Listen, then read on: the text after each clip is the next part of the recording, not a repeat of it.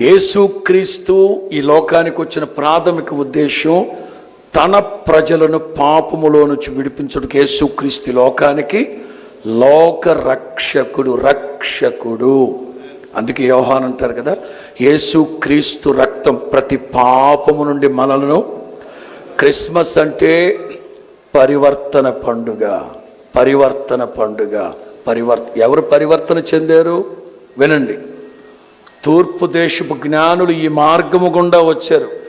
వాళ్ళు వచ్చిన మార్గములో కలవరం, వాళ్ళు వచ్చిన మార్గములో ఆందోళన, వాళ్ళు వచ్చిన మార్గములో కన్నీళ్లు, వాళ్ళు వచ్చిన మార్గములో క్రోధము, వాళ్ళు వచ్చిన మార్గములో కుయుక్తి, వాళ్ళు వచ్చిన మార్గములో మత్సరం. దేవదూత ఏమన్నారు తెలుసా? మరి ఒక మార్గంలో మీ దేశానికి వెళ్ళండి. అందుకే క్రిస్మస్కి ఎక్స్మస్